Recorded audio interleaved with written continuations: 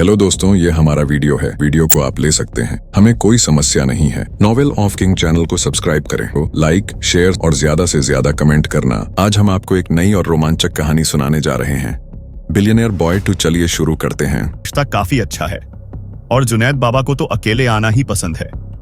अपने नौकर की बात सुनकर फरहाद ने भी हाँ ने अपनी गर्दन हिलाते हुए कहा, यह बात तुमने सही कही। तुम्हारे छोटे खान साहब के दोस्त बहुत समझदार और अच्छे हैं और यह देखकर मुझे वाकई तसल्ली महसूस हो रही है। फरहाद और नौकर बात कर ही रहे थे ओम से। तभी नौकर ने सामने से आ रही एक गाड़ी की तरफ इशारा करते हुए कहा, सर लगता है छोटे बाबा और उनके दोस्त आ गए हैं। जुनैद के महल जैसे घर के मेन गेट में जैसे ही गाड़ी अंदर गई, तब सब लोगों को आसपास का बगीचा देखकर काफी खुशी महसूस हो रही थी। तभी गाड़ी में बैठे बैठे रिहान की नजर घर के अंदर की तरफ एक अच्छे लग्जरी सूट पहने हुए आदमी पर गई, जिसे देखकर लग रहा था कि वह किसी का इंतजार कर रहा है। जैसे ही जुनैद ने गाड़ी रोकी तो उसने अपने पापा की तरफ इशारा करते हुए कहा, रिहान सामने जो खड़े हैं वह मेरे पापा है। पापा हम सब लोगों का ही इंतजार कर रहे हैं। रिहान ने जैसे ही यह बात सुनी तो उसने थोड़ा गुस्से से कहा, तुमने ये बात मुझे पहले क्यों नहीं बताई? तुम कैसे इतने बड़े और बुजुर्ग आदमी को हम लोगों का इंतजार करवा सकते हो? हम लोग उम्र में उनसे कितने ज्यादा छोटे हैं। इतना कहकर रिहान जल्दी से गाड़ी का दरवाजा खोलकर बाहर आ गया। रिहान को जाता हुआ देखकर जुनैद भी जल्दी से गाड़ी से उतरकर उसका पीछा करते हुए अपने पापा के पास आ गया और रिहान से उनका इंट्रोडक्शन करवाते हुए बोला, पापा ये मेरे दोस्त और मितुल परिवार के बेटे रिहान हैं, जिनके बारे में मैं हमेशा बात करता रहता हूं। जुनैद की बात सुनकर फरहाद लगातार रेहान को देखते हुए अपनी गर्दन हाँ में हिलाते रहे। उन्होंने अपने मन में सोचा कि वाकई रेहान की अपीयरेंस यहां पर होने से ही यहां का माहौल कितना ज्यादा वर्थफुल बन गया है। रेहान को देखकर ऐसा लग रहा था जैसे कई लोगों के बीच में ड्रैगन खड़ा हो। यही सब सोचते हुए फरहाद ने अपने चेहरे पर मुस्कान लाते हुए रेहान से कहा, मिस्टर रेहान, एयरपोर्ट पर मैं आप लोगों का वेलकम करने नहीं आ सका, उसके लिए मैं माफी चाहता हूं। फरहाद की बात सुनकर रेहान ने बहुत ही मिलनसार होते हुए उनसे कहा, अंकल आप बहुत ज्यादा फॉर्मेलिटी कर रहे हैं। मैं और जुनैद एक ही जनरेशन के हैं और बहुत अच्छे दोस्त हैं, इसलिए प्लीज आप मेरे नाम के साथ ये मिस्टर मत लगाइए। आप मुझे सिर्फ रेहान कहकर बुलाए। रेहान की बात सुनकर फरहाद ने सहमति से बस अपनी पलकें झपका दी। कुछ देर पहले तक उन्हें मन ही मन बहुत ज्यादा डर लग रहा था कि रेहान इस बात का बुरा ना मान जाए और पता नहीं उसका अपना एटीट्यूड कैसा होगा, क्योंकि वह इतने बड़े परिवार का बेटा है। इसीलिए हो सकता है कि छोटी छोटी बातें भी उसके लिए बहुत मायने रखती हो। उन्होंने बिल्कुल उम्मीद नहीं की थी कि रेहान इतना ज्यादा सिंपल और सरल स्वभाव का लड़का होगा। रेहान की बात सुनकर फरहाद ने हंसते हुए 3 बार लगातार गुड कहा। हा हा हा हा हा हा, गुड गुड गुड। मैं भी ना आप लोगों को अंदर आने के लिए कहना ही भूल गया। आप सब लोग अंदर आ जाए, हम लोग बाकी बातें अंदर ही कर अंगे। इतना कहकर फरहाद ने सब लोगों को मैनर के अंदर बुला लिया। असल में फरहाद भी पिछले कुछ दिनों से अपने बर्थडे की तैयारियों में बहुत ज्यादा बिजी थे और इस पार्टी में उनके बहुत सारे दोस्त भी आ रहे थे, जिन्हें वे खुद पर्सनली रिसीव कर रहे थे। और जो लोग उनके बहुत ज्यादा करीब थे, उन्हें वे अपने साथ उसी मैना में रुकवाने वाले थे। और जो लोग बहुत ज्यादा करीबी दोस्त या रिश्तेदार नहीं थे, उनके रुकने का इंतजाम शहर के अच्छे होटल्स में किया गया था और उनकी देखभाल के लिए जुनैद के कुछ नौकर वहां पर ठहरे हुए थे। और अब सभी लोगों को कल होने वाली बर्थडे पार्टी का इंतजार था। यहीं पर होटल में रुके हुए सारे गेस्ट भी कल शामिल होने वाले थे। जो लोग बिजनेस पर्पस से अपने रिश्ते खान परिवार के साथ अच्छे करना चाहते थे, वह लोग हर हाल में कल की अपॉर्चुनिटी को मिस नहीं करना चाहते थे। एंटरटेनमेंट सर्कल में खान परिवार का नाम बहुत बड़ा था, इसीलिए चाहे एक्टर हो या डायरेक्टर या फिर कोई प्रोड्यूसर, हर कोई अपने अपने तरीके से खान परिवार से नजदीकियां बढ़ाने की कोशिश कर रहा था। यह सभी लोग जानते थे कि जैसे ही ये लोग फरहाद को खुश कर देंगे, वैसे ही इस पूरी एंटरटेनमेंट इंडस्ट्री में उन्हें अपनी मनमानी करने की छूट भी मिल जाएगी। लोगों के चाहने से क्या होता है, बिना इनविटेशन कार्ड के कोई भी खान परिवार की बर्थडे पार्टी में शामिल नहीं हो सकता था, चाहे डायरेक्ट हो या इनडायरेक्ट। बिना कनेक्शन और स्ट्रेंथ के किसी का भी खान परिवार के करीब आना मुश्किल था। और इन्हीं में से एक थी मलाइका इंडिया की और एंटरटेनमेंट इंडस्ट्री की जानी मानी सिंह टूयार। पिछले कुछ टाइम से मलाइका का करियर बहुत ही खराब चल रहा था। सिंगिंग में जब ज्यादा काम नहीं मिला तो मलाइका ने मूवीज करने की सोची ताकि अपना करियर बचा सके। पर मलाइका को मूवीज का कोई आइडिया नहीं था और ना ही उसमें कोई अच्छी एक्टिंग स्किल थी। इसी वजह से एक मूवी को उसने शूट कर तो लिया, पर उसे ज्यादा कोई फायदा नहीं हुआ। धीरे धीरे अब लोग मलाइका को भूलते जा रहे थे और यह बात मलाइका की बर्दाश्त से बाहर हो रही थी। उसका घटता हुआ फेम उसे कुछ भी करने को मजबूर कर रहा था। अपने करियर को फिर से एक बार शुरू करने की कोशिश में मलाइका किसी भी तरह बस फरहाद की पार्टी में शामिल होना चाहती थी। इस बर्थडे पार्टी में बड़े बड़े प्रोड्यूसर और डायरेक्टर आने वाले थे। अगर मलाइका को इन लोगों से मिलने का मौका मिल जाए तो हो सकता है कि उसे एक बेहतर प्रोजेक्ट मिल जाए और वह अपना करियर फिर से खड़ा कर पाए। आज से पहले तक तो उसका साथ अभिम दे रहा था, जिसे फंसाकर उसने करोड़ों रुपए की फिल्म बनाई और वह भी बर्बाद हो गई। पर शिवम मेहरा का साथ देने की वजह से रेहान ने अभिम को पूरी तरह से बर्बाद कर दिया था। और तो और शिवम के सारे आदमियों को आइलैंड पर रेहान के टाइगर सिक्योरिटी गार्ड्स ने या तो मार दिया था या फिर बंदी बना लिया था। इस वजह से मलाइका को समझ आ गया था कि अभी म्यू का हाथ पकड़कर वह और ज्यादा आगे नहीं जा सकती है। इसीलिए फिल्म को बीच में ही छोड़कर मलाइका वापस अपने घर चली गई थी, क्योंकि अभिम और शिवम की हालत देखने के बाद उसमें और ज्यादा हिजू में रुकने की हिम्मत नहीं थी। पर अभी भी मलाइका को अपना करियर चाहिए था। इसीलिए फरहाद की बर्थडे पार्टी में शामिल होने के लिए उसने अपनी सारी कोशिश कर ली और फाइनली उसने कुछ दिनों तक खान परिवार के एक एडमिनिस्ट्रेशन ऑफिसर को डेट करके उससे सक्सेसफुली इस पार्टी में शामिल होने की टिकट ले ही ली। मलाइका के लिए यह सिर्फ एक बर्थडे पार्टी की टिकट नहीं थी, बल्कि एक खजाना था जिससे मलाइका अपनी किस्मत चमका सकती थी। जैसे ही मलाइका के हाथ टिकट लगी तो वह बिना देर करे तुरंत जुनैद के पापा की बर्थडे पार्टी में शामिल होने के लिए एक दिन पहले की औरंगाबाद आ गई और यहां के होटल में रुक गई। मलाइका अकेले यहां नहीं आई थी, बल्कि अपने साथ एक हैंडसम और यंग लड़के को भी लाई थी, जिसका नाम राहुल था। राहुल यहां पर मलाइका के इनविटेशन पर ही आया था ताकि उसे कंपनी दे सके। मलाइका को पहले से ही यह राइट था कि वह अपने साथ किसी को भी लेकर आ सकती है। इसीलिए उसने कल की बर्थडे पार्टी में जाने के लिए अपना पार्टनर राहुल को बनाया। जैसे ही राहुल मलाइका के होटल के कमरे में आया तो उसने आते ही पूछा, मलाइका खान परिवार का क्या बैकग्राउंड है? मैं इस होटल में जहां भी देख रहा हूं वहां हर कोई एंटरटेनमेंट स्किल से ही लग रहा है। अब यह मत कहना कि ये सभी लोग मिस्टर खान की कल की बर्थडे पार्टी ज्वाइन करने के लिए आए। मलाइका जो इस वक्त अपनी ही सोच में गुम थी, जैसे ही उसने राहुल का सवाल सुना तो सोचने लगी कि राहुल के साथ अगर वह पार्टी में जाती है तो इसे उसकी अपीयरेंस का ज्यादा असर पड़ेगा। आफ्टर ऑल राहुल एक यंग और हैंडसम लड़का का था, पर फिलहाल मलाइका को राहुल का इस तरह से बार बार सवाल करना और बचकानी हरकत करना बिल्कुल अच्छा नहीं लग रहा था। मलाइका जवाब देना नहीं चाहती थी, पर फिर भी जब दोबारा राहुल ने अपना सवाल किया तो उसने बहुत ही आलसी होते हुए कहा, खान परिवार इस वक्त एंटरटेनमेंट इंडस्ट्री के आधे से ज्यादा बिजनेस पर राज करता है और कल पार्टी में बड़े बड़े लोग मिस्टर खान से मिलने के लिए आएंगे।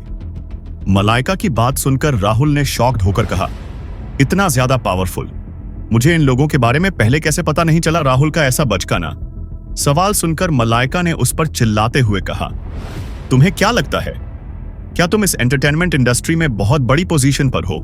और एक बात, कल जब पार्टी में जाओ तो वहां पर ऐसी वैसी हरकत मत करना और प्लीज लड़कियों से दूर रहना। कल वहां पर बहुत बड़े बड़े लोग आएंगे, इसलिए अपनी आंखों में जो गंदगी भर रखी है ना उसे साफ रखना। वहां पर बहुत से ऐसे लोग भी होंगे जो दिखने में ज्यादा बड़े बैकग्राउंड के ना लगे, पर असल में उनका बैकग्राउंड बहुत बड़ा होगा। इसीलिए उनसे बचकर रहना और गलती से भी किसी से भी पंगा लेने के बारे में मत सोचना। मलाइका का इतना लंबा चौड़ा भाषण सुनकर राहुल एकदम हैरान रह गया और उसने वादा करते हुए कहा, आई प्रॉमिस, मैं वहां किसी से भी पंगा नहीं लूंगा। मलाइका इस वक्त अपने मन में सोचने लगी कि उसने कहीं राहुल को अपने साथ लाकर गलती तो नहीं कर दी। राहुल यंग और स्मार्ट था, इसीलिए हर वक्त लड़कियों के आगे पीछे भागता रहता था और हमेशा खूबसूरत लड़कियों के साथ फ्लर्ट करता रहता था। इसे लगता था कि इसकी खूबसूरती देखकर कोई भी लड़की इस पर फिदा हो जाएगी। मलाइका पहले ही बहुत सारी गलतियां कर चुकी थी और बहुत बड़े बड़े लोगों से पंगे ले चुकी थी, इसीलिए इस बार वह किसी भी तरह की कोई लापरवाही नहीं करना चाहती थी। इसीलिए उसने पहले ही राहुल को एक ही बार में सारे जरूरी इंस्ट्रक्शन दे दिए। मलाइका को इतना ज्यादा सीरियस होता हुआ देखकर राहुल ने तुरंत कसम खाते हुए कहा, आई प्रॉमिस, मैं सच में कल किसी भी लड़की के पीछे नहीं जाऊंगा। मलाइका इस वक्त अपने मन में सोच रही थी कि कहीं राहुल को अपने साथ लाकर उसने कोई गलती तो नहीं कर दी, क्योंकि यह लड़का बिल्कुल भी सही नहीं था और हर वक्त बस लड़कियों के साथ फ्लर्ट करता रहता था। मलाइका पहले ही बहुत सारी ऐसी गलतियां कर चुकी थी, इसलिए अब वो एक भी गलत कदम नहीं उठाना चाहती थी जिससे उसका करियर पूरी तरह बर्बाद हो जाए। यही सब सोचकर उसने पहले ही शक्ति से राहुल को समझा दिया था कि वह कोई भी गलती ना करे। कल की पार्टी को अटेंड करने के लिए ज्यादातर बड़े लोग ही आने वाले थे, जो इस एंटरटेनमेंट इंडस्ट्री में अपना खुद का एक नाम रखते थे, और यह सब लोग कल अपने साथ यंग लड़कियों को भी लेकर आने वाले थे, जो अभी अभी इस इंडस्ट्री में डेब्यू करने वाली थी, ताकि ये लड़कियां भी अपना कनेक्शन और अच्छा कर सके। वही इन सब से बेखबर जुनैद के घर पर रेहान ने कुछ देर फरहाद से बात करने के बाद देखा कि उसके बगल में खड़ी निशा बहुत ज्यादा नर्वस दिखाई दे रही है और फरहाद भी काफी देर से उससे बात करना चाह रहे हैं। रेहान जानता था कि फरहाद भी पहली बार अपनी होने वाली बहू से अपने खुद के घर में मिल रहे हैं और शायद फरहाद और ज्यादा खुद को गुस्सा से रोक नहीं सकते हैं और आराम से बैठकर अपने बेटे और बहू से बात करना चाहते हैं। यही सब सोचकर रेहान ने खुद ही बहाना बनाते हुए फरहाद से कहा, अंकल, आपका ये घर मुझे काफी ज्यादा अच्छा लगा। एक्चुअली मैं भी इसी तरह का एक घर बनाने जा रहा हूँ, जिसका काम अभी चल रहा है। अगर आप बुरा ना माने तो मैं आपका घर अच्छे से देखना चाहता हूँ, ताकि आगे अपने घर को भी इसी तरह अच्छे से सजा सकूं। रेहान की बात सुनकर फरहाद खुश होते हुए बोले, मुझे किसी बात का बुरा नहीं लगेगा रेहान, आप अच्छे से पूरे घर को देख सकते हैं। इस पूरे घर में आपके लिए किसी तरह का कोई रिस्ट्रिक्शन नहीं है। अजहर, रेहान सर को अच्छे से पूरे घर का टूर करवाओ अपने बॉस का ऑर्डर। मिलते ही उनका असिस्टेंट अजहर काम पर लग गया। रेहान ने मुस्कुराकर एक बार जुनैद की तरफ देखा और उसके बाद अमन को भी अपने साथ ले गया। जुनैद समझ गया था कि रेहान ने जानबूझकर ऐसा किया है, इसीलिए उसने भी जवाब में रेहान को एक प्यारी सी मुस्कान दे दी। फिलहाल जुनैद को निशा से रिलेटेड अपने पापा के सवालों के जवाब देने थे, जो उसके लिए किसी इंटरव्यू से कम नहीं होने वाले थे। लिविंग रूम के बाहर ईशानी, जो काफी देर से कुछ नोटिस कर रही थी, उसने बाहर आते ही कहा, निशा को देखकर लगता है कि यह किसी ऑर्डिनरी फैमिली की बेटी है। क्या तुम्हें लगता है कि खान अंकल जुनैद और निशा की शादी के लिए राजी होंगे? ईशानी का सवाल सुनकर अमन ने फरहाद के असिस्टेंट अजहर को देखा, जो इस तरह से दिखा रहा था जैसे उसे कुछ सुनाई नहीं दे रहा है। एक नजर अजहर को देखने के बाद अमन ने ईशानी से कहा, इसमें दिक्कत ही क्या है? जुनैद ने तो बहुत पहले ही अपना मन बना लिया था कि वह निशा से ही शादी करेगा। अगर खान अंकल नहीं माने तो वह यह सारा बिजनेस छोड़कर निशा से भागकर शादी कर लेगा। अमन की बात सुनने के बाद अजहर और ज्यादा अपने आप को रोक नहीं पाया। इससे कोई फर्क नहीं पड़ता कि जुनैद और अमन का कितना अच्छा रिश्ता है और उनकी कितनी अच्छी दोस्ती है, पर इस मामले में अमन एक बाहरी लड़का था जिसे खान परिवार के घरेलू मामलों में बोलने की बिल्कुल भी इजाजत नहीं थी। ऐसे में वह इस तरह की बात कैसे कर सकता था? यही सब सोचकर अजहर वहीं पर अपना सिर नामे हिलाते हुए बोला, मिस्टर अमन, मैं माफी चाहता हूं, पर आप बहुत ज्यादा सोच रहे हैं। हमारे खान साहब जुनैद बाबा की शादी को लेकर बहुत ही ओपन माइंडेड है। अगर निशा मैम में उन्हें कोई भी कमी नजर नहीं आई तो वे बिना उनके बैकग्राउंड के बारे में सोचे तुरंत इस रिश्ते के लिए मान जाएंगे। अजहर की बात सुनकर ईशानी ने हैरान होते हुए कहा, इसका मतलब कि जुनैद और निशा के रिश्ते से खान अंकल को कोई दिक्कत नहीं है? मैं फालतू में इतनी ज्यादा सोच रही थी। ईशानी की बात सुनकर अजहर ने कुछ भी नहीं कहा, बस मुस्कुराकर वापस उन सब लोगों को घर की सैर करवाने लगा। ईशानी जो अजहर के पीछे पीछे चल रही थी, उसने धीरे से अपनी जीभ को अपने दांतों तले दबाया और धीरे से बोली, निशा बिल्कुल इस वक्त modern version of miss grey लग रही है। मैंने बिल्कुल नहीं सोचा था कि मैं अपनी आंखों से इतनी खूबसूरत लव स्टोरी देख पाऊंगी। असल में ईशानी भी बड़े परिवार में पली बड़ी थी और ऑर्डिनरी लोगों से उसका कोई रिश्ता नहीं था। उसने सिर्फ रोमांटिक नोवेल्स में ही पढ़ा था कि एक अमीर लड़का जो बड़ी कंपनी का सीईओ है, वह इस एक ऑर्डिनरी लड़की से शादी कर रहा है। और सबसे बड़ी बात, इस तरह के अमीर और बड़े घरानों में बिल्कुल भी इस तरह की शादी को कबूल नहीं किया जाता है। और आखिर में हीरो को हमेशा अपने परिवार की इज्जत और रेपुटेशन के लिए अपने प्यार का त्याग करके किसी बड़े घर की लड़की से बिना मन से शादी करनी पड़ती है। कुछ टाइम पहले दयाराम जी ने भी ईशानी के लिए एक ब्लाइंड डेट रखी थी, जहां पर बड़े बड़े और अमीर खानदान के लोग आए हुए थे और उनमें से कोई भी ऑर्डिनरी फैमिली से नहीं था। सभी लोग एक से बढ़कर एक अमीर थे और जो सबसे कम अमीर था, उसके पास भी कम से कम हुई 100 मिलियन रुपए नेटवर्क थी। फिर भी ईशानी के पापा खुश नहीं थे। ईशानी के पापा को इन सब बातों से कोई फर्क नहीं पड़ता था। अगर उन लोगों की नेटवर्थ एक 100 मिलियन ना होकर 100 अरब होती, तो भी उसके पापा कभी खुश नहीं होते बते। तो अमन ने खुद ईशानी को पसंद कर लिया था और रेहान का इन्फ्लुएंस भी अमन का साथ दे रहा था, इसीलिए उसके पापा मान गए। हालांकि अमन से भी दयाराम जी बहुत ज्यादा खुश नहीं थे। वह तो गुप्त परिवार का वारिश होने की वजह से अमन को दयाराम जी की सभी रिक्स मना नहीं कर पाए थे। गुप्ता परिवार और गर्भ परिवार दोनों ही बराबर की टक्कर के थे और इसीलिए दयाराम जी ने फाइनली इस रिश्ते को मान लिया था और साथ ही साथ ईशानी को भी पूरे दिन अमन के साथ रहने के लिए कहते थे, ताकि अमन और ईशानी एक दूसरे को अच्छे से जान और समझ सके। दयाराम जी के इस रिश्ते को मानने के पीछे एक और वजह थी। असल में जब उन्हें पता चला कि रेहान और अमन बहुत अच्छे दोस्त हैं, तो उन्हें इस बात की गारंटी मिल गई थी कि आगे चलकर अगर कभी जरूरत पड़ी तो जरूर इन लोगों का साथ देगा। वहीं दूसरी तरफ रेहान अजहर के पीछे पीछे पूरे घर को देख रहा था और साथ ही साथ वहां लगी हुई खूबसूरत सीनरी का भी आनंद ले रहा था। उसे यह सब कुछ काफी ज्यादा अच्छा लग रहा था। रेहान ने अपने मन में सोचा कि आज उसे अपने नए घर के लिए काफी अच्छे अच्छे आइडिया मिल गए हैं।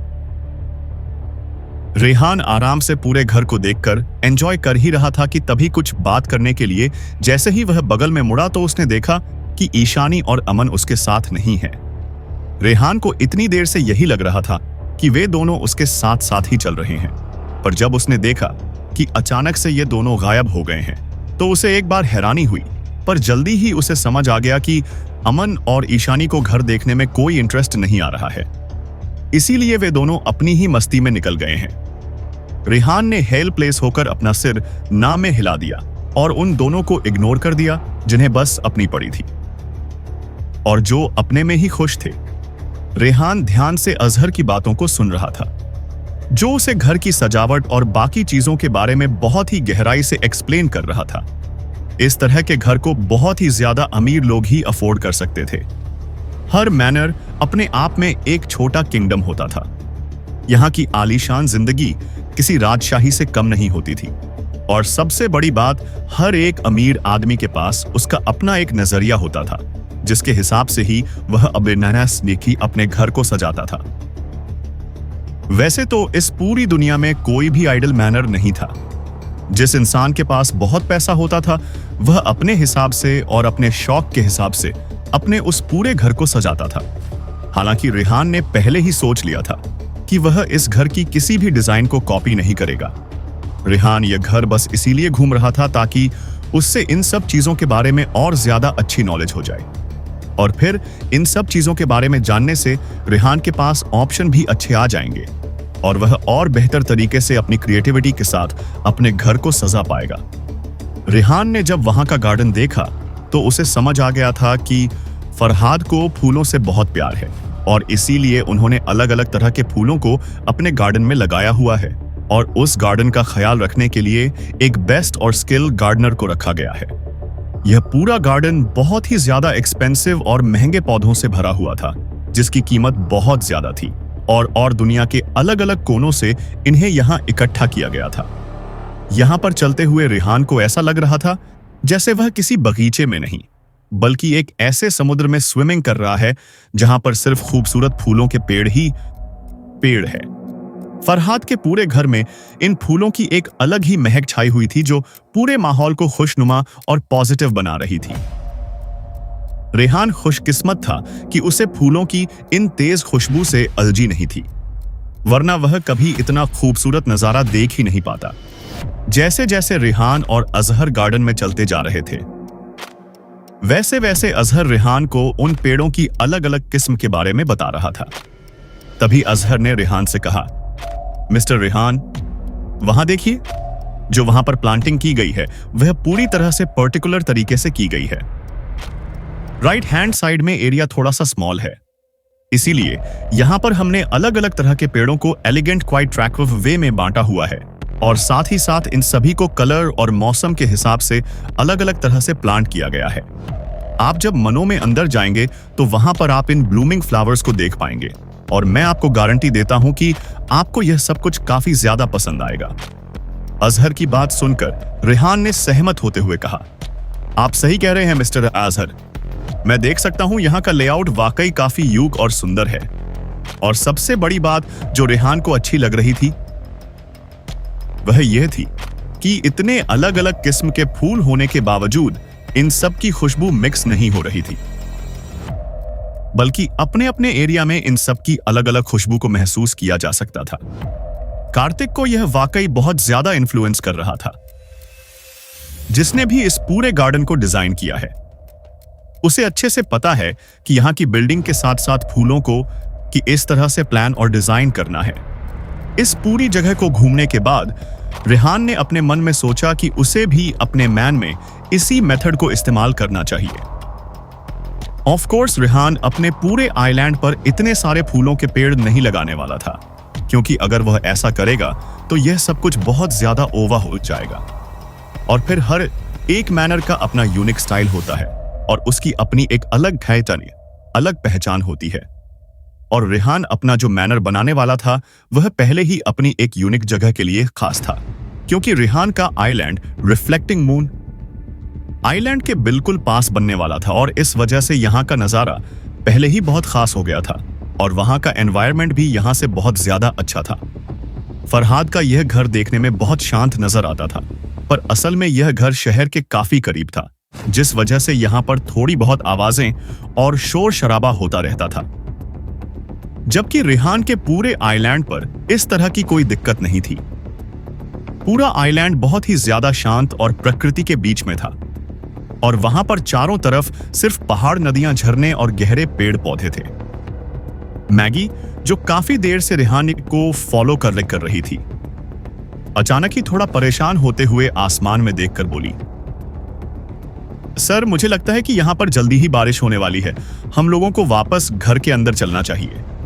तभी रेहान ने चलते चलते अपने आसपास देखा। अनजाने में यह लोग काफी ज्यादा दूर आ गए थे और आसमान को देखकर लग भी रहा था कि जल्दी ही यहाँ पर बारिश होने वाली है। यहाँ कोई भी अपने साथ छाता लेकर नहीं आया था, इसीलिए अगर बारिश हुई तो सब लोग बहुत ज्यादा भीग जाएंगे और हो सकता है कि इन लोगों की तबीयत भी खराब हो जाए। अजहर ने भी आसमान की तरफ देखा और कहा, मिस्टर रेहान, जल्दी ही बारिश होने वाली है और इस शहर का मौसम भी कुछ ऐसा ही है। एक ही मिनट में यहाँ चिलचिलाती धूप आ जाती है और अगले ही पल तेज बारिश होने लगती है। पूरे साल यहाँ पर ऐसा ही मौसम रहता है। वाकई अभी तक बारिश का मौसम हो चुका था। रेहान और बाकी सब लोग जब घर से निकले थे तो काफी खिली हुई धूप निकली हुई थी, पर कुछ ही देर में अब तेज बारिश होने के आसार दिख रहे थे। रेहान का वापस जाने का बिल्कुल मन नहीं था, पर जाना जरूरी था, इसलिए उसने थोड़ा दुखी होते हुए कहा, अब काफी तेज बारिश होने वाली है, इसीलिए हम लोग और आगे नहीं जाएंगे, पर मैं सच में अच्छे से जू को देखना चाहता था। खैर, कोई बात नहीं। जुनैद के घर पर रेहान के लिए सबसे ज्यादा सूटेबल चीज जो थी वह यह थी कि यहां पर छोटे छोटे बहुत सारे जानवर थे और घर के पीछे की तरफ जो जंगल था वहां पर जानवर की आवाज साफ सुनाई दे रही थी। और जब रेहान थोड़ा और आगे तक आया तब उसे वहां पर छोटे छोटे खूबसूरत रंग बिरंगे खरगोश और गिलहरियां दिखाई दे रही थी और एक जगह तो उसे एक प्यारा सा हिरण भी दिखाई दिया था। सभी छोटे छोटे जान मस्ती से पूरे जंगल में घूम रहे थे और इस माहौल को और भी ज्यादा खूबसूरत बना रहे थे। ऑफ कोर्स, यहां पर सिर्फ ये क्यूट जानवर ही नहीं थे बल्कि कुछ खतरनाक जानवर भी थे जिन्हें अगर गलती से भी खुला छोड़ दिया जाए तो वह किसी की भी जान ले सकते थे। अजहर ने रेहान को बताया था कि इन खतरनाक जानवरों के लिए एक सेपरेट इलाका बनाया हुआ है ताकि यह जानवर किसी भी इंसान को नुकसान ना पहुंचा सके। रेहान को यह सब कुछ काफी इंटरेस्टिंग लग रहा था। खान हाउस के चारों तरफ एक खूबसूरत नेचुरल इकोसिस्टम क्रिएट कर दिया गया था। जब रेहान का अपना घर बनकर तैयार हो जाएगा तो रेहान भी कुछ कुछ ऐसा ही नजारा अपने आइलैंड पर तैयार करने की सोचेगा और छोटे छोटे क्यूट एनिमल्स अपने आइलैंड पर लेकर आएगा। हाँ, इन सब में एक दिक्कत थी जो था लिटिल गोरिल्ला, उसके जैसा खूनखार और मनस्टर जैसा दिखने वाला जानवर। कहीं उसके प्यारे प्यारे क्यूट एनिमल्स को निगल ना जाए, क्योंकि लिटिल गोरिल्ला शाकाहारी नहीं था जैसा रेहान ने पहले ही बताया था। उसके आइलैंड पर बहुत सारे जानवर थे, पर जब से लिटिल गोरिल्ला ने पूरे आइलैंड पर अपना राज करना शुरू किया था तब से वहां सिर्फ छोटे छोटे पक्षी ही जिंदा रह गए थे जो गलती से लिटिल गोरिल्ला की आंखों से बच निकले थे, वरना शायद लिटिल गोरिल्ला उन्हें भी अपने पेट में समा लेता। खैर, अब रेहान को इस बारे में ज्यादा चिंता करने की जरूरत नहीं है, क्योंकि पहले लिटिल गोरिल्ला उस आइलैंड पर अकेला रहता था और इतने बड़े जंगल में सिर्फ फ्रूट और वेजिटेबल खाकर उसका पेट नहीं भर सकता था। इसलिए उसने जानवरों को अपना शिकार बनाना शुरू किया था। आगे चलकर जब रेहान वहां रहने लग जाएगा तो वह लिटिल गोरिल्ला को ज्यादा से ज्यादा खाना और मीट प्रोवाइड करवा देगा, जिससे लिटिल गोरिल्ला बाकी जानवरों को अपना शिकार बनाने के बारे में नहीं सोचेगा। किस्मत से रेहान बहुत ज्यादा अमीर परिवार से था, इसीलिए गोरिल्ला जैसे 4 मीटर के मनस्टर को पेट भर करड़ खाना खिला सकता था, वरना अगर कोई आम इंसान होता तो खुद को बेचकर भी लिटिल गोरिल्ला के लिए 2-3 दिन से ज्यादा का खाना अरेंज नहीं कर पाता। वापसी के टाइम घर पहुंचते पहुंचते रेहान इन सब बातों के बारे में सोच रहा था।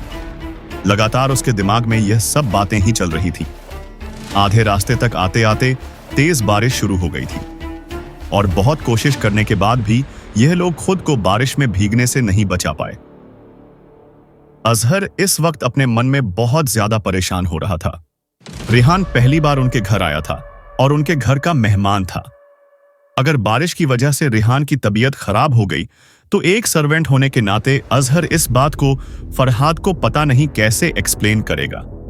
तभी कुछ सोचकर अजहर ने रेहान से कहा, सर, मुझे लगता है कि हम लोगों को इस तरह भीगते हुए नहीं जाना चाहिए।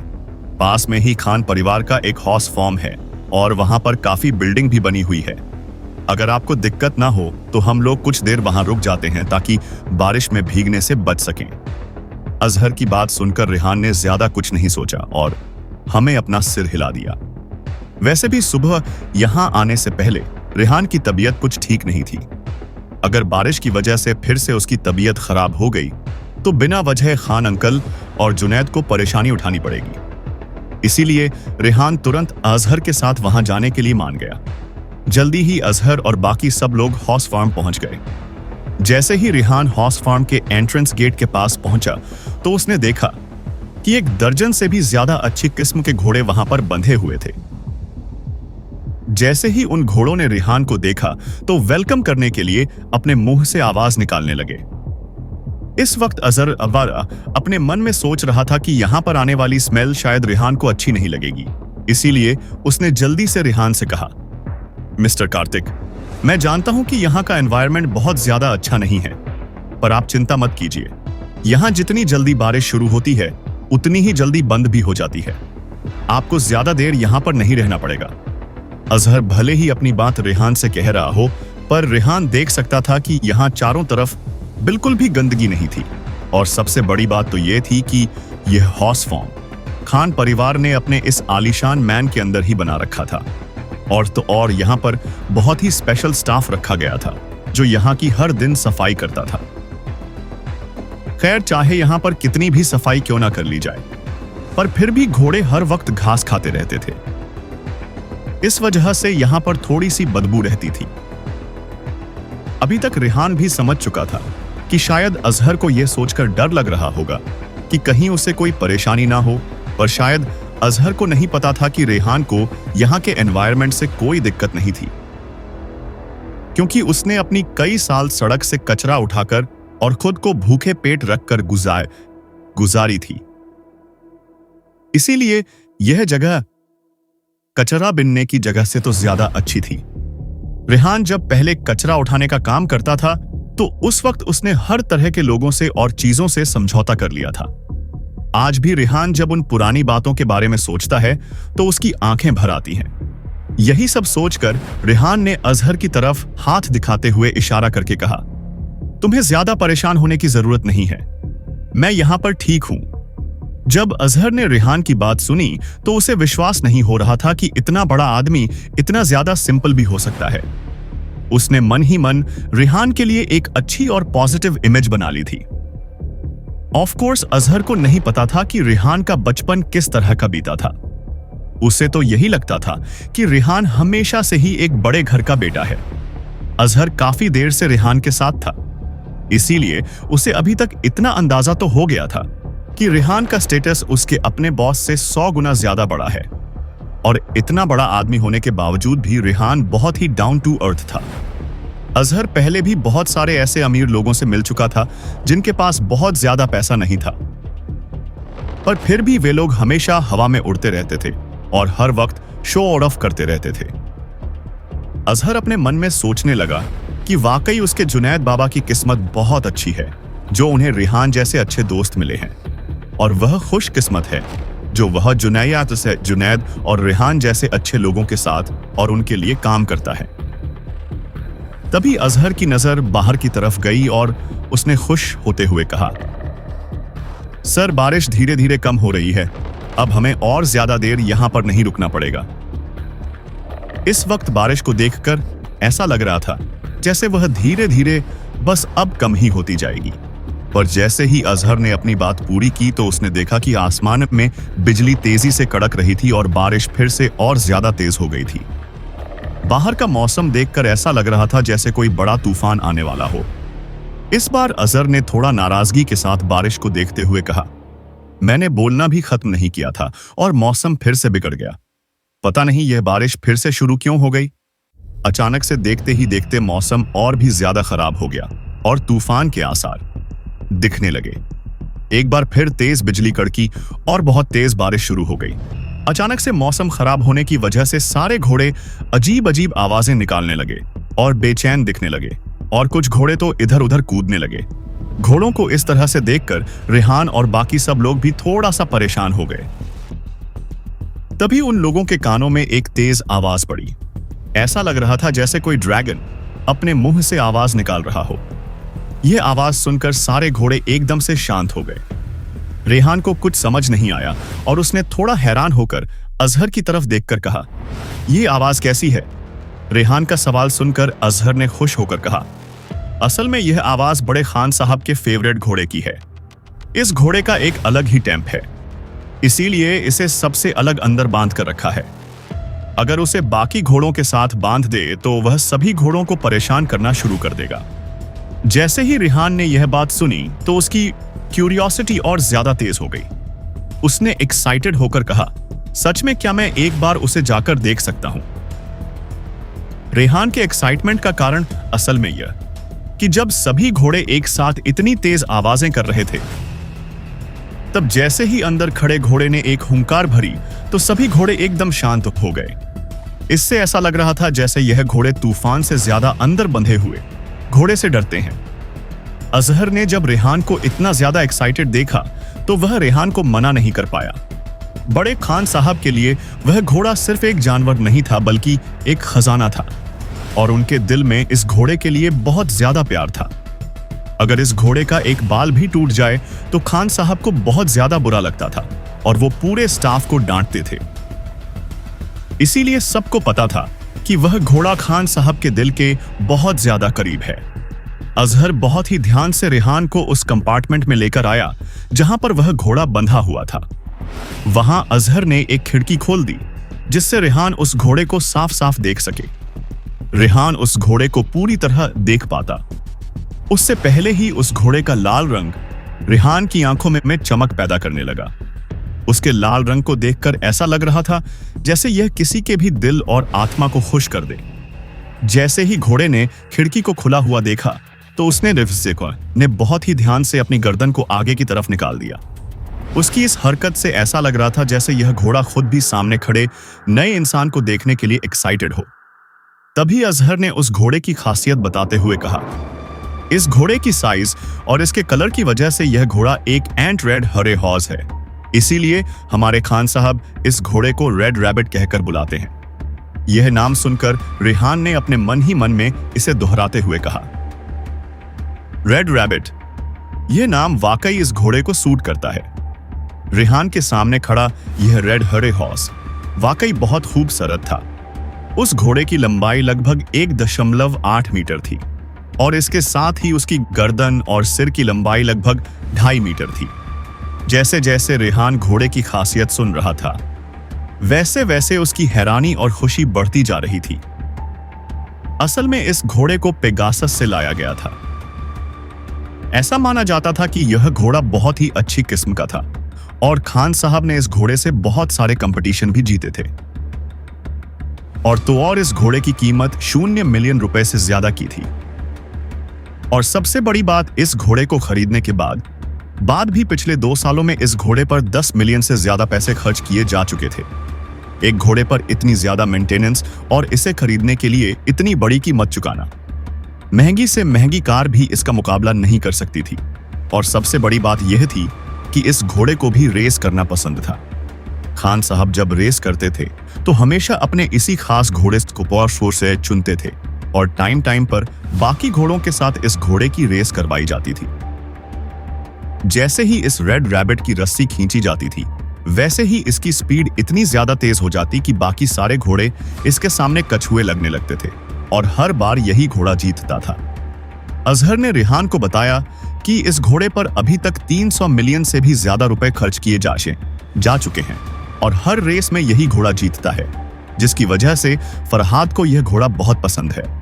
फरहाद ने इस घोड़े की वजह से आज तक जितनी भी रेस में हिस्सा लिया है और उससे जितना भी मुनाफा कमाया है वह बिल्कुल भी कम नहीं था। इस घोड़े की स्पीड हवा से भी तेज थी। इतनी सारी खूबियां होने के बाद भी इस घोड़े का मिजाज कुछ खास अच्छा नहीं था। हर वक्त बाकी घोड़ों को परेशान करता था और कई बार तो इसने यहाँ के स्टाफ को भी परेशान किया था। रेहान को इस बात से कोई फर्क नहीं पड़ता था कि यह घोड़ा बाकी घोड़ों को परेशान करता था, क्योंकि कहीं ना कहीं अब रेहान भी उसी पोजीशन में पहुंच चुका था। काफी देर तक घोड़ा और रेहान दोनों एक दूसरे को घूरते रहे। इतनी देर तक रेहान को देखने के बाद शायद रेड रैबिट का इंटरेस्ट रेहान में से खत्म होने लगा था, इसीलिए वह इधर उधर देखने लगा। और तो और रेहान को देखकर गुस्से से आवाज भी निकालने लगा। अजहर कुछ और बोल पाता उससे पहले ही रेड रैबिट ने न का पूरा सिर और चेहरा अपने मुंह की लार से भर दिया था। यह देखकर एक बार तो अजहर बहुत ज्यादा डर गया कि पता नहीं अब रेहान किस तरह से रिएक्ट करेगा। इसीलिए उसने रेड रैबिट को डांटते हुए कहा, हे, ये तुमने क्या किया? तुम जानते भी हो रेहान सर को खान साहब ने बड़े प्यार से इनवाइट किया है इन्हें। तुम रेहान सर से इस तरह का व्यवहार कैसे कर सकते हो? इस वक्त अजहर इतना ज्यादा घबरा गया था कि वह भूल ही गया था कि यह जानवर इंसान की भाषा कैसे समझ सकता है और उसके डांटने से भी रेड रैबिट पर कोई असर नहीं होने वाला है? अजहर रेड रैबिट को डालते हुए उसकी नाक पर पॉइंट करके उसे यह सब बातें कह रहा था। शायद इस बात से रेड रैबिट को बहुत ज्यादा गुस्सा आ गया, इसीलिए उसने अजहर को भी देखकर जोर से गुस्से से आवाज निकाली और उसका भी वही हाल कर दिया जो अभी अभी रेहान का किया था। रेड रैबिट ने इतने अचानक से रेहान के साथ ऐसा व्यवहार किया था कि रेहान को संभलने का मौका ही नहीं मिला। रेड रैबिट की इस तरह की हरकतें देखकर रेहान को यह घोड़ा वाकई बहुत इंटरेस्टिंग लग रहा था। इस घोड़े को देखकर रेहान को इस वक्त अपने लिटिल गोरिल्ला की याद आ रही थी, क्योंकि लिटिल गोरिल्ला और रेड रैबिट का व्यवहार बिल्कुल एक जैसा था। यह सब कुछ देखकर रेहान ने हंसते हुए कहा, हा हा हा, यहां आकर मैंने भी जुनैद अंकल के इस फेवरेट घोड़े का गुस्सा देख ही लिया। यह वाकई बहुत एक्स्ट्रा ऑर्डिनरी है। और इतना कहकर रेहान ने मैगी के हाथ से रुमाल लिया और अपना मुंह साफ करने लगा। रेहान की बात सुनकर अजहर ने भी अपनी जेब से रुमाल निकालते हुए अपना मुंह साफ कर करर थोड़ा गुस्से से कहा, ऐसी भी कोई बात नहीं है। इस घोड़े के बद मिजाज की वजह से ही अभी तक हम लोगों ने कितने सारे डर को बदला है। कितनी ही बार तो मैं खुद इसकी हरकतों से परेशान होकर नौकरी छोड़ना चाहता था।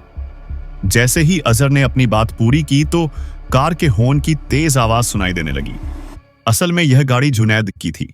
उसे पता था कि रेहान बाहर गया हुआ है और वहां पर अचानक से बारिश शुरू हो गई है, तो वह फंस भी सकता है। और ऐसा ही हुआ। तेज बारिश होने की वजह से रेहान को यहां पर आना पड़ा।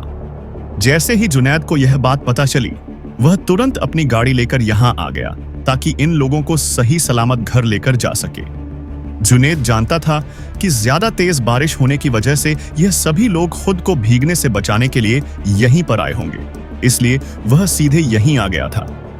हाँ, कार को वहीं पार्क करने के बाद जुनैद भी अंदर आ गया और अंदर आने के बाद उसने रेहान की तरफ देखकर हंसते हुए कहा, हाँ, रेड रैबिट ने तुम्हें भी परेशान कर दिया। यह सच में बहुत ज्यादा शैतान है। जुनैद की बातों से ऐसा लग रहा था जैसे उसे पहले से पता था कि रेहान के साथ ऐसा ही कुछ होने वाला है। फरहाद का यह रेड हेयर हॉर्स अपनी इन्हीं सब हरकतों के लिए पूरे खान परिवार में फेमस था। खान मैनर के मालिक होने की वजह से फरहाद और जुनैद दोनों का ही एटीट्यूड काफी ज्यादा अच्छा था और यह दोनों हमेशा ही अपने नौकरों के साथ भी बहुत अच्छा व्यवहार करते थे। यहां तक कि अगर कोई नौकर ने बहुत बड़ी गलती नहीं की है तो उन लोगों को सिर्फ थोड़ा सा डांट कर माफ कर दिया जाता था। हालांकि यह रेड रैबिट थोड़ा सा अलग था। यह सिर्फ फरहाद के दिल के करीब ही नहीं था, बल्कि सबसे ज्यादा जिद्दी और झगड़ालू भी था। फिलहाल तो इसने सिर्फ अपने मुंह से लार ही गिराई थी, पर जब कभी यह बहुत ज्यादा गुस्से में होता था तो कई बार यह लोगों को किक भी मार दिया करता था। जो लोग इस रेड रैबिट से परेशान थे, वे लोग चाहकर भी इसे कुछ नहीं कह सकते थे।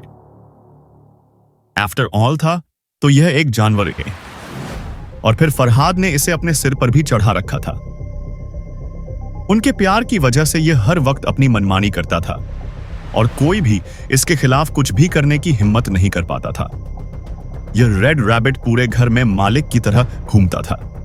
रेहान और अजहर का इतना गंदा चेहरा देखकर जुनैद को इन लोगों से पूछने की जरूरत नहीं थी कि इन लोगों के साथ क्या हुआ होगा। वो पहले ही समझ गया था कि उनका रेड रैबिट किसी को भी नहीं बख्शने वाला है। रेड रैबिट की ऐसी हरकत देखकर रेहान ने जबरदस्ती मुस्कुराते हुए कहा, तुम्हारे यहाँ के घोड़े तो बिल्कुल भी फ्रेंडली नहीं है। जुनैद को भी ऐसा लगता था, इसलिए उसने सहमत होते हुए कहा, मैं आपकी बात से सहमत हूं। रेहान, आप ही नहीं बल्कि मैंने भी यहां पर इस रेड रैबिट की वजह से बहुत परेशानी उठाई है। अगर हॉर्स रेसिंग के दौरान मैं पापा की उम्मीदों पर खरा नहीं उतर पाता तो शायद अभी तक पापा इस घोड़े को बेच चुके होते। जुनैद की बात सुनकर रेहान ने बस अपनी गर्दन हिला दी।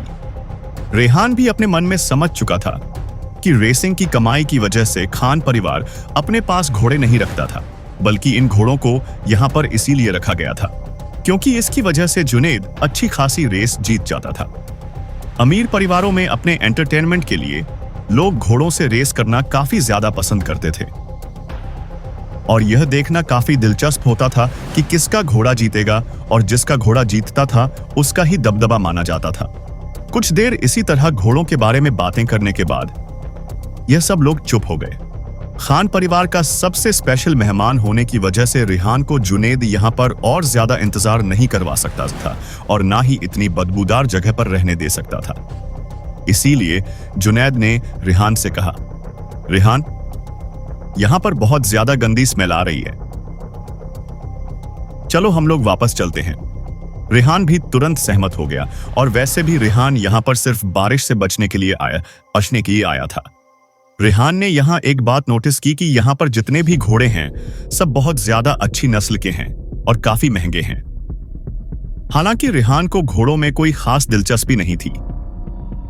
सभी लोग वहां से जुनैद की गाड़ी में वापस उसके घर जाने के लिए निकल गए। रास्ते में रेहान ने देखा कि बारिश लगातार और ज्यादा तेज होती जा रही है। आसमान में चारों तरफ काले बादल छाए हुए हैं और लगातार बिजली कड़क रही है। इसीलिए रेहान ने कहा, अच्छा हुआ जुनैद जो तुम गाड़ी लेकर आ गए, वरना हम लोग बहुत ज्यादा परेशान हो जाते। यही सब बातें इस वक्त अजहर भी नोटिस कर रहा था, इसीलिए उसने कहा, पहले कभी ऐसा नहीं हुआ। इस साल मौसम कुछ ज्यादा ही बदल रहा है। इस वक्त अजहर का चेहरा काफी ज्यादा टेंशन से भरा हुआ दिख रहा था। अजहर को टेंशन में देखकर रेहान ने कंफ्यूज होते हुए पूछा, क्या हुआ अजहर, आज आप इतनी ज्यादा चिंता क्यों कर रहे हैं? रेहान का सवाल सुनकर अजहर ने थोड़ा परेशान होते हुए कहा, इस शहर में बहुत सारे पहाड़ है, अगर इसी तरह लगातार बारिश होती रहेगी तो तबाही मच सकती है। यह बात सुनकर रेहान ने सवाल करते हुए कहा, सच में क्या ऐसी बात है? मैना में ड्रेनेज सिस्टम तो बना होना चाहिए। मैंने सही कहा ना? जुनैद अभी तक काफी ध्यान से सारी बातें सुन रहा था। रेहान का सवाल सुनकर जुनैद ने कहा, रेहान आप चिंता मत कीजिए, चाहे जितनी तेज बारिश हो जाए, पर इससे हम लोगों ने पर कोई दिक्कत नहीं आएगी। असल में अभी अभी रेहान ने बस मजाक किया था, क्योंकि वह जानता था कि इस महल जैसे घर का एक एतन और एक कोना बहुत ही तरीके से बनाया गया है। ऐसे में यहां पर किसी तरह की कोई दिक्कत नहीं हो सकती। रेहान अच्छे से देख सकता था कि जितना बड़ा यह घर था, उस हिसाब से जुनैद और बाकी खान परिवार की लाइफस्टाइल काफी ज्यादा अच्छी थी, और अगर रफी अनुमान लगाया जाए तो उनका यह घर 100 से 200 करोड़ रुपए से कम में नहीं बना होगा। रेहान जानता था कि जिस घर की कीमत इतनी ज्यादा हो, उस घर को पक्का फायर प्रूफ, फ्लड प्रूफ और अर्थक्वेक प्रूफ बनाया गया होगा, चाहे पूरे शहर में लाइट चली जाए। पर फिर भी इस महल जैसे घर में कभी भी अंधेरा नहीं हो सकता, क्योंकि यहां की लाइट सप्लाई के लिए उसका अपना बैकअप था। खैर, रेहान को इन सब के बारे में ज्यादा सोचने की जरूरत नहीं थी, क्योंकि घर की डिजाइन अनन्या तैयार कर रही थी और वह अपने हिसाब से सब कुछ खुद ही तैयार कर लेगी। अभी तक सब लोग वापस घर पहुंच चुके थे और यहां पूरे हॉल में नौकर इधर उधर घूम रहे थे। बारिश बहुत तेज हो रही थी, इसीलिए सब लोग आसपास की खिड़की दरवाजे ठीक से बंद करने में लगे हुए थे। महल बहुत ही आलीशान और मॉडर्न तरीके से बनाया हुआ था। इसे बनाते वक्त हेल्थ को भी काफी ध्यान में रखा गया था। पूरी तरह से ऑक्सीजन आती जाती रहे, इसीलिए इस पूरे घर में बहुत सारे दरवाजे थे। रेहान जब महल के अंदर गया तो उसने देखा कि ईशानी और अमन आपस में कुछ डिस्कस कर रहे थे। ईशानी ने अमन से कहा, यहां पर तो मौसम बहुत ही ज्यादा तेजी से बदल रहा है। अगर कल पार्टी वाले दिन भी ऐसा ही मौसम रहा तो हो सकता है कि पार्टी तक नहीं पड़े। क्या तुम्हें भी ऐसा ही लगता है? ईशानी का सवाल सुनकर अमन ने उससे कहा, बारिश की वजह से कल पार्टी में कोई दिक्कत नहीं होगी, क्योंकि पार्टी मैनर के अंदर रखी गई है, बाहर नहीं, इसलिए कोई फर्क नहीं पड़ता कि बाहर का मौसम अच्छा है या नहीं। जुनैद भी दूसरी तरफ से आ रहा था। जब उसने ईशानी और अमन की बात सुनी तो कहा, कल की पार्टी सिचुएशन पर डिपेंड करती है। अगर बारिश कल नहीं रुकी तो फिर हो सकता है कि हमें सभी मेहमानों को इसी तरह से भारी बारिश में बुलाना पड़े। वैसे सच कहूं तो मुझे यह ग्रैंड पार्टी बिल्कुल पसंद नहीं है। जितने कम लोग होंगे उतना ही ज्यादा हम सब लोग कंफर्टेबल रहेंगे। मैं तो चाहता हूं कि बस हम लोगों के करीबी रिश्तेदार और दोस्त यहां रहे। जुनैद जब अपनी बात कह रहा था तो फरहाद सीढ़ियों से नीचे की तरफ आ रहे थे और उन्होंने जुनैद की बात सुन ली थी, इसीलिए हंसते हुए बोले, हाँ हाँ हाँ, जुनैद जो कह रहा है मैं भी कुछ वैसा ही सोचता हूं। हमारा स्टेटस हाई है और ऐसी बहुत सी चीजें होती हैं जो इस सोसाइटी में रहने की वजह से हम लोगों को करनी ही पड़ती है, चाहे हमारा मन हो या ना हो। फरहाद की बात सुनकर रेहान ने अपनी गर्दन हमें हिला दी, जैसे वह भी इस बात से सहमत हो। रेहान जानता था कि बड़े लोगों की जिंदगी जीना भी आसान नहीं होता है, फरहाद एंटरटेनमेंट स्किल में इतना बड़ा नाम रखते हैं, इसीलिए उन्हें ना चाहते हुए भी टाइम टाइम पर ऐसे लोगों से मिलना पड़ता है जिनसे वे ज्यादा नहीं मिलना चाहते हैं। अब फरहाद का बर्थडे ही हम लोग ले लेते हैं। होने को तो सिर्फ यह एक बर्थडे पार्टी थी, पर इतने आलीशान तरीके से कल सेलिब्रेट होने वाली थी जैसे पूरा का पूरा शहर ही यहां पर आने वाला हो। फरहाद अगर चाहे तो भी अपना यह जन्मदिन साधारण तरीके से नहीं मना सकते, क्योंकि लोग उनके जन्मदिन पर होने वाली पार्टी को एक अपॉर्चुनिटी की तरह देखते थे। इस वक्त वैसे तो बहुत तेज बारिश हो रही थी, पर फिर भी घर में चहल पहल हो रही थी। बहुत सारे लोग फरहाद से मिलने के लिए घर पर आ रहे थे और बहुत सारे लोग खास मेहमानों को चमक रिसीव करने के लिए बाहर भी जा रहे थे। चारों तरफ बहुत ही ज्यादा खुशनुमा माहौल था। यहां तक कि जुनैद को भी अपने पापा की मदद करने के लिए बार बार जाना पड़ रहा था। इकलौता बेटा होने की वजह से सारी जिम्मेदारी जुनैद के कंधों पर आ गई थी और चाहकर भी जुनैद अपनी इन जिम्मेदारियों से पीछे नहीं हट सकता था। रेहान और बाकी सब लोग जानते थे कि जुनैद को इस वक्त डिस्टर्ब करना बिल्कुल भी सही नहीं होगा, इसीलिए सभी लोग अपने अपने कमरों में चले गए ताकि थोड़ी देर आराम कर सके। वापस घर लौटते वक्त रेहान थोड़ा सा भीग गया था, इसलिए उसने सोचा कि क्यों ना एक अच्छा सा शावर ले लिया जाए। जब रेहान शावर लेकर बाहर आया तो उसने देखा कि अमन और ईशानी उसके कमरे में उसका इंतजार कर रहे थे। जैसे ही रेहान शावर लेकर अपने कमरे से बाहर आया तो उसने देखा कि ईशानी और अमन वही उसका इंतजार कर रहे हैं। उन दोनों को अपने कमरे में देखकर रेहान ने क्यूरियसली उनसे पूछा, क्या हुआ? क्या तुम लोगों को मुझसे कोई काम था? तुम दोनों अचानक मेरे कमरे में क्या कर रहे हो? वैसे तो रेहान समझ गया था कि जरूर कोई ना कोई दिक्कत है, इसलिए ये दोनों यहां पर आए हैं। अमन और रेहान की दोस्ती को काफी टाइम हो गया था, इसीलिए रेहान बहुत हद तक अमन को समझने लगा था। अमन के साथ इस वक्त शानी भी थी। वैसे तो ईशानी हमेशा लड़कों की तरह रहती थी, पर फिर भी रेहान के सवाल करने पर वह भी थोड़ा शर्मा रही थी। रेहान के पूछने पर अमन ने अपने उसी बिंदास अंदाज में कहा, वैसे तो हमें यहां आए ज्यादा टाइम नहीं हुआ है, पर मैं बहुत ज्यादा बोर हो रहा हूं। रात को तो मैं अपना काम चला लूंगा, पर फिलहाल मुझे अपनी बोरियत दूर करने के लिए आपकी मदद चाहिए। जैसे ही ईशानी ने अमन को इस तरह बेशर्म होकर बात करते हुए देखा तो उसने गुस्से से अपने हाथ की कलाई को मरोड़ हुए पंच मारने की स्टाइल में अमन को दिखाना शुरू कर दिया। अमन की बात सुनकर रेहान ने हंसते हुए कहा, ठीक है, पर फिलहाल मुझसे क्या चाहते हो?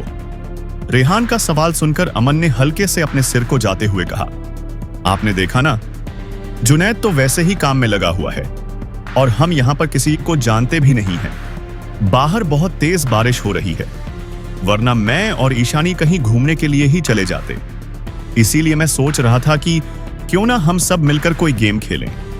जैसे ही रेहान ने अमन की बात सुनी तो उसने हंसते हुए कहा, हम कोई बच्चे थोड़ी है जो इस उम्र में गेम खेलेंगे।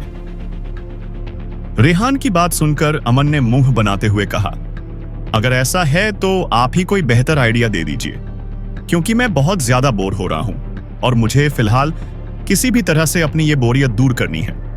अमन की बात सुनकर रेहान एकदम चुप हो गया, क्योंकि उसके पास कोई दूसरा ऑप्शन इस वक्त दिमाग में नहीं था। इसीलिए हार मानते हुए रेहान ने अमन से ही पूछा, क्या गेम खेलना है तुम्हें?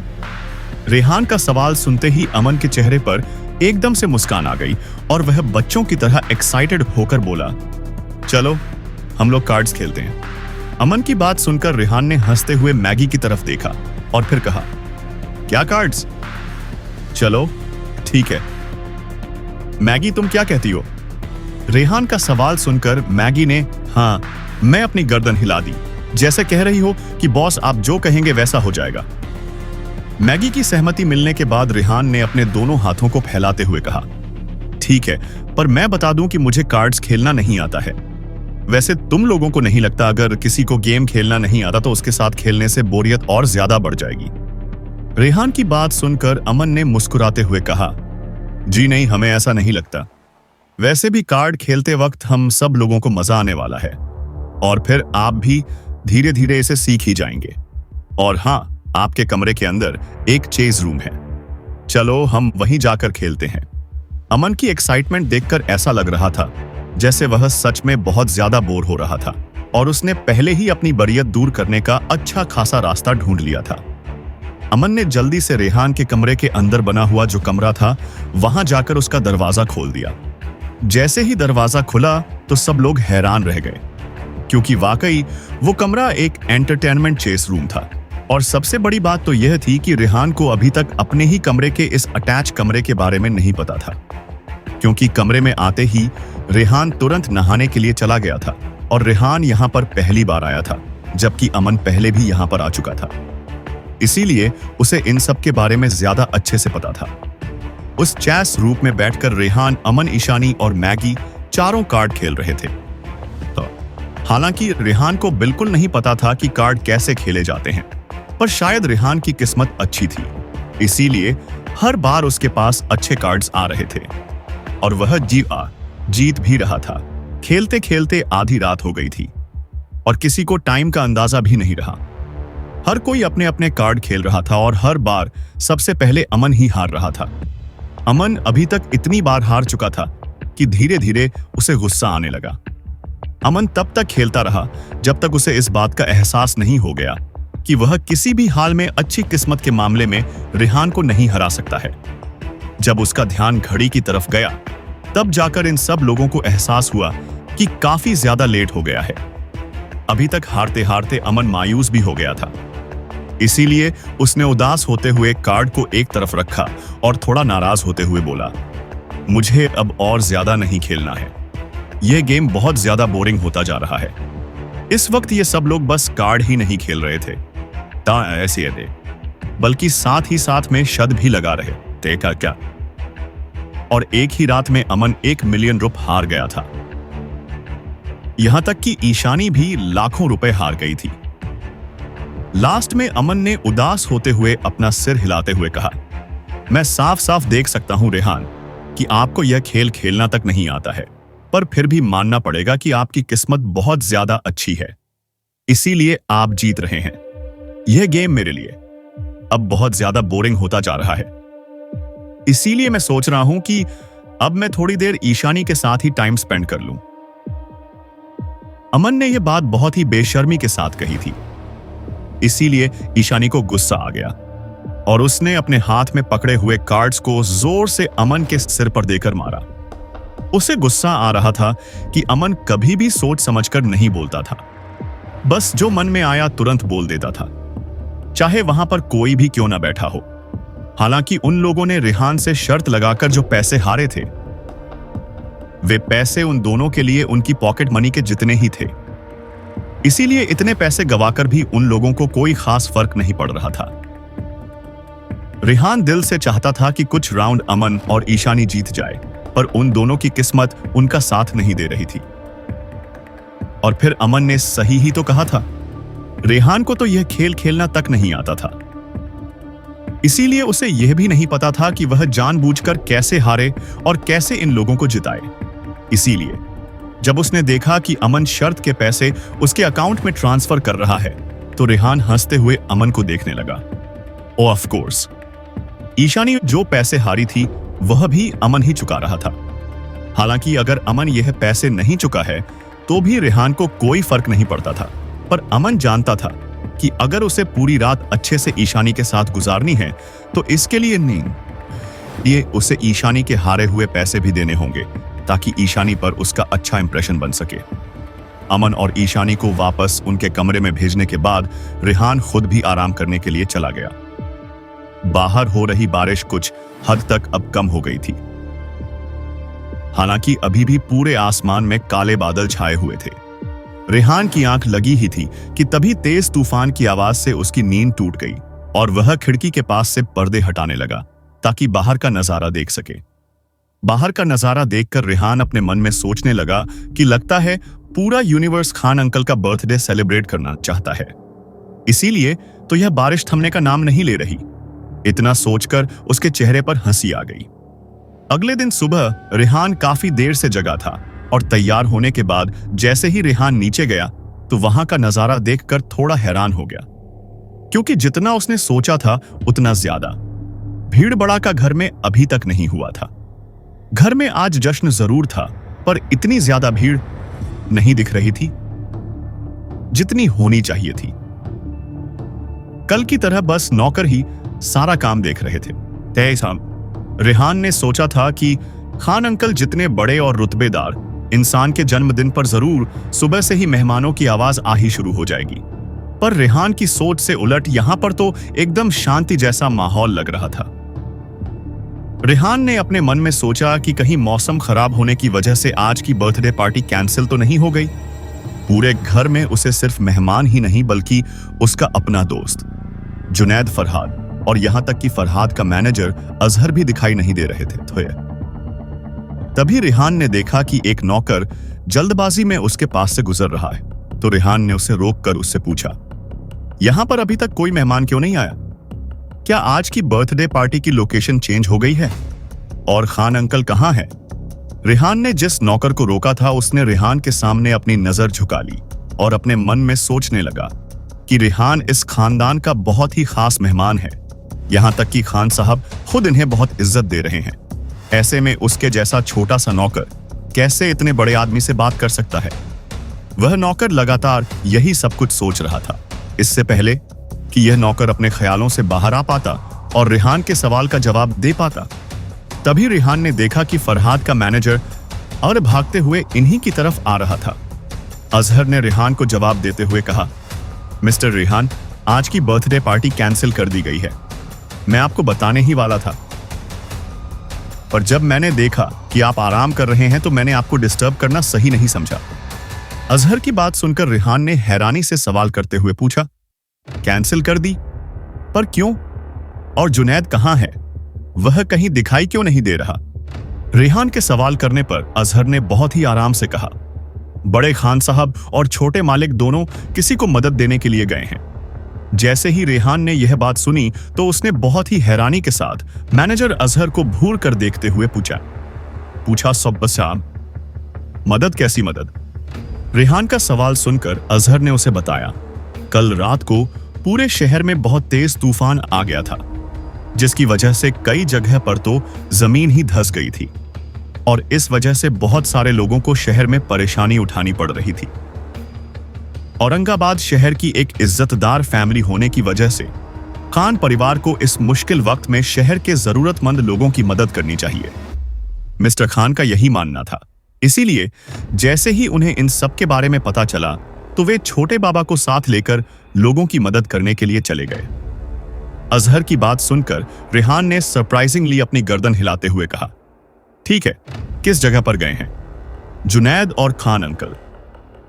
रेहान की बात सुनकर अजहर ने उसे बताया कि छोटे बाबा यहां से 20 किलोमीटर दूरी पर बने एक छोटे से गांव में गए हैं। वहां पर सबसे ज्यादा नुकसान हुआ है, इसीलिए वे लोग सबसे पहले वहीं पर गए हैं। यहां से जाने से पहले खान साहब ने मुझे कहा था कि मैं आपको यहीं घर पर आराम से रहने के लिए कह दूं और साथ ही अगर आपका कोई भी इंस्ट्रक्शन हो तो मैं तुरंत उसे पूरा करूं। आप खान परिवार के सबसे खास मेहमान हैं, इसीलिए आपकी किसी भी बात को अनदेखा नहीं किया जाएगा। अजहर की बात सुनकर रेहान ने जवाब में बहुत ही खुशी के साथ कहा, ठीक है, मैं आपकी बात समझ गया, थैंक यू। रेहान और बाकी सब लोग यहां पर फरहाद की एक अच्छी बर्थडे पार्टी सेलिब्रेट करने और एंजॉय करने आए थे, पर किसे पता था कि ऊपर वाले को कुछ और ही मंजूर है। कल सिर्फ भारी बारिश ही नहीं आई बल्कि शहर में कई जगह तबाही भी मच गई। अजहर से बात करते वक्त रेहान ने उसके एक्सप्रेशन देखे थे, इसीलिए वो पूरे दावे के साथ कह सकता था कि जरूर बहुत ज्यादा लोगों को नुकसान हुआ है। तभी खान अंकल और जुनैद दोनों इतनी सुबह सुबह खुद वहां पर गए हैं। रेहान को यहां के बारे में ज्यादा कुछ नहीं पता था, इसलिए फिलहाल वह सिर्फ भगवान से दुआ ही मांग सकता था कि ज्यादा किसी को कुछ नुकसान ना हो। यही सब सोचकर रेहान जल्दी से अपने कमरे में गया और जाते ही टीवी ऑन कर लिया ताकि उसे इस तबाही के बारे में कुछ और जानकारी मिल सके। टीवी ऑन करते ही रेहान ने देखा कि हर चैनल पर इसी नेचुरल डिजास्टर की लाइव ब्रॉडकास्ट और रिपोर्टिंग चल रही है। कुछ देर टीवी देखने के बाद रेहान अपने आप पर गुस्सा करने लगा। उसे समझ नहीं आ रहा था कि वह क्या करें और कैसे जुनैद और बाकी सब लोगों की मदद करें। टीवी पर लाइव ब्रॉडकास्ट देखने के बाद रेहान और ज्यादा बेचैन और परेशान हो गया था, क्योंकि जब तक उसने इस तबाही की तस्वीरें नहीं देखी थी तब तक वह यह सब सिर्फ इमेजिन ही कर रहा था। पर ब्रॉडकास्ट देखने के बाद उसका मन और ज्यादा बेचैन हो गया। टीवी पर तबाही की तस्वीरें देखने के बाद रेहान का मन और ज्यादा बेचैन हो गया। उसे समझ नहीं आ रहा था कि वह क्या करें और क्या ना करें, जितना उसे न्यूज से पता चला था। उस हिसाब से इस पूरे शहर में एक भी ऐसी जगह नहीं थी जो इस तबाही की वजह से प्रभावित ना हुई हो। पहाड़ों के पास जो गांव बसे हुए थे, वहां पर ज्यादा हालत खराब थी। पूरे शहर में पानी भर गया था और यहाँ का ड्रेनेज सिस्टम भी खराब हो गया था।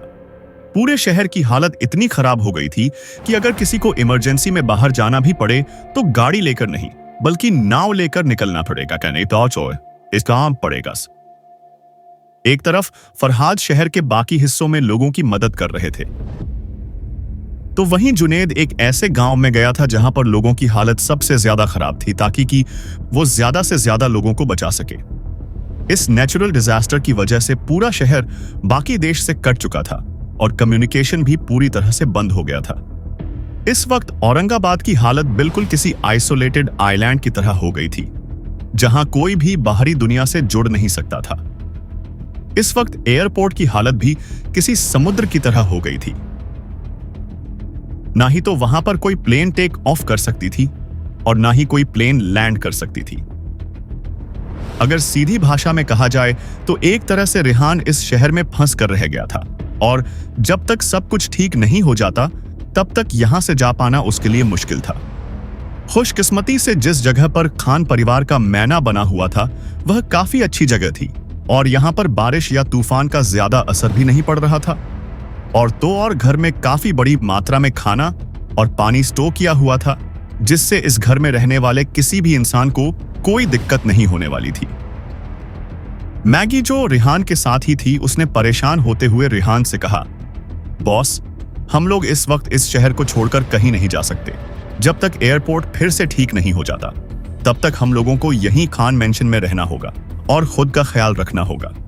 मैगी की बात सुनकर रेहान कुछ कह पाता उससे पहले ही उसके कमरे का दरवाजा जोर से खुला और उसके बाद शानी और अमन बहुत ही हैरानी भरा चेहरा लेकर रेहान के पास आए। अमन ने बहुत ही परेशान होते हुए कहा, रेहान, हम लोग बहुत बड़ी मुसीबत में फंस गए हैं। अमन की बात सुनकर रेहान ने भी थोड़ा उदास होते हुए कहा, मैं जानता हूं, पर हम लोग अब कर भी क्या सकते हैं। किसने सोचा था कि यहां पर इतना तेज तूफान आ जाएगा। रेहान की बात सुनने के बाद ईशानी ने परेशान होते हुए कहा, कल रात को तो मैं बहुत ज्यादा डर गई थी। बाहर इतनी तेज बारिश और तूफान आया हुआ था कि उसकी आवाज सुनकर ही मुझे ऐसा लग रहा था जैसे पूरी दुनिया अभी पानी में समा जाएगी। मैंने आज से पहले कभी इतना खराब मौसम नहीं देखा था। इस वक्त अमन और रेहान इसीलिए परेशान नहीं हो रहे थे क्योंकि वह लोग यहां पर फंस गए थे, बल्कि उनकी परेशानी का असली कारण यह था कि उन लोगों को कहीं से भी पता नहीं चल पा रहा था कि बाहर असल में किस तरह की सिचुएशन है और वह किस तरह से जुनैद की मदद करें। और सबसे बड़ी दिक्कत तो यह थी कि इस घर के सारे कमरे साउंड प्रूफ थे।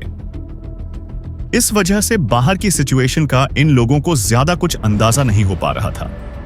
हालांकि तूफान की आवाज अभी भी इन लोगों के कानों में पड़ रही थी, पर कमरे में आने के बाद यह आवाज बहुत ही कम हो गई थी। असल में कल रात को जब ईशानी सोने के लिए जा रही थी तब उसे बहुत तेज तूफान की आवाज आई और ईशानी को डर लगने लगा, पर फिर भी थोड़ी हिम्मत करके उसने खिड़की से पर्दा हटाकर बाहर का नजारा देखा तो उसकी हालत ही खराब हो गई। भले ही ईशानी कितनी भी स्ट्रॉन्ग क्यों ना बनती हो, पर फिर भी बचपन से उसे सिर्फ एक चीज से डर लगता था और वह था तूफान। बाहर चमकती हुई बिजली और गरजते हुए बादलों की आवाज से ईशानी इतनी ज्यादा डर गई थी कि वह तुरंत अमन की बाहों में जाकर सो गई। पर अमन इतनी ज्यादा गहरी नींद में सो रहा था कि उसे बाहर क्या हो रहा है इसका कोई अंदाजा ही नहीं था। ईशानी यह सब कुछ सोच ही रही थी कि तभी उसके कानों में अमन की आवाज पड़ी।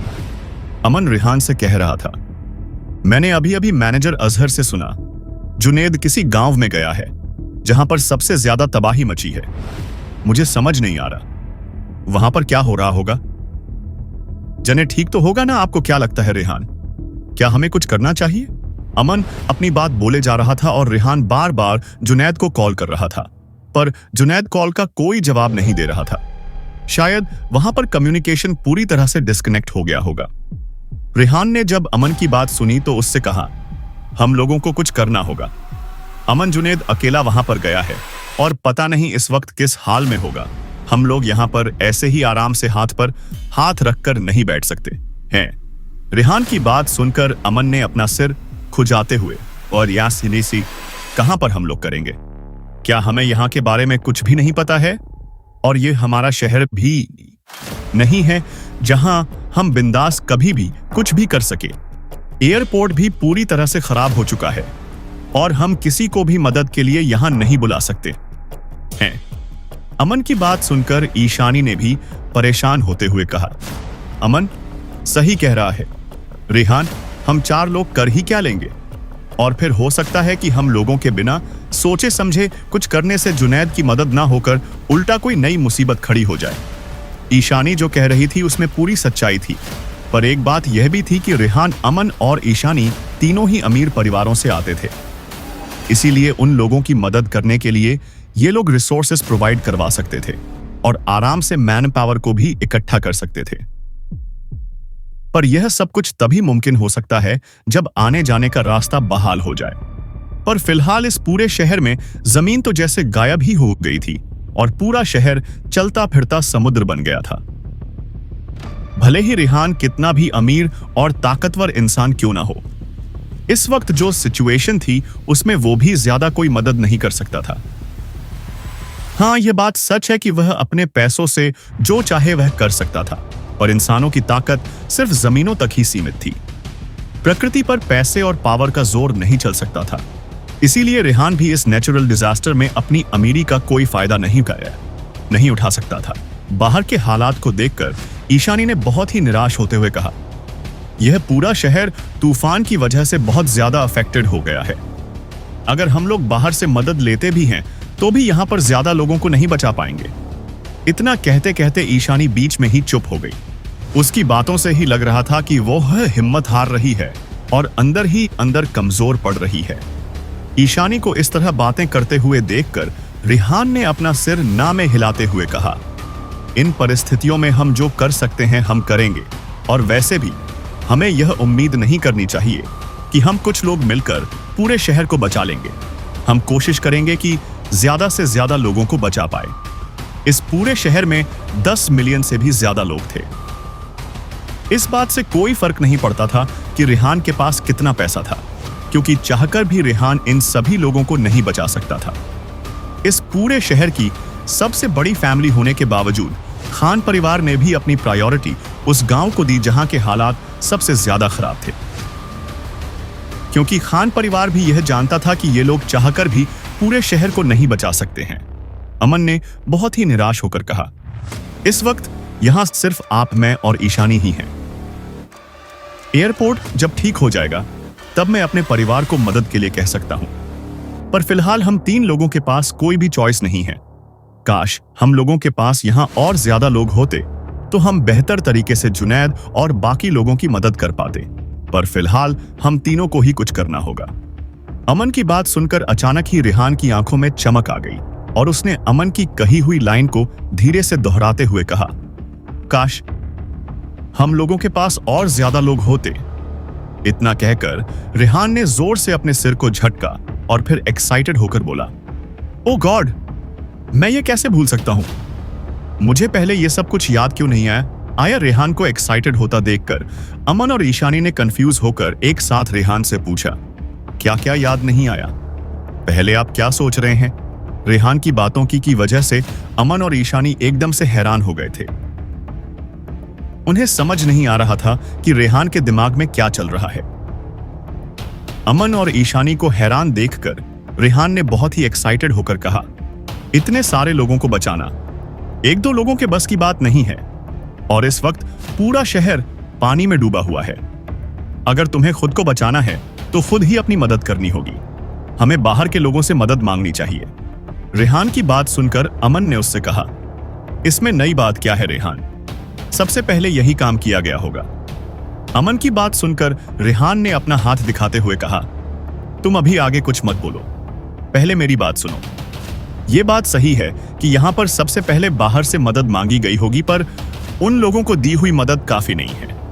असल में अभी भी इस शहर में एक हिडन रेस्क्यू फोर्स है जिसे हम लोग इग्नोर नहीं कर सकते हैं। अमन को रेहान की कोई भी बात समझ नहीं आ रही थी और वह और ज्यादा कंफ्यूज होता जा रहा था।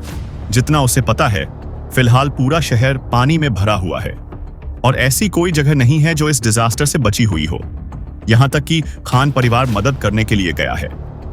फिर कैसे कोई हिडन रेस्क्यू फोर्स छुपी हुई हो सकती है? अमन को कंफ्यूज देखकर रेहान ने उससे कहा, क्या तुम उन लोगों के बारे में भूल गए हो जो खान अंकल की बर्थडे पार्टी अटेंड करने के लिए यहां आने वाले थे?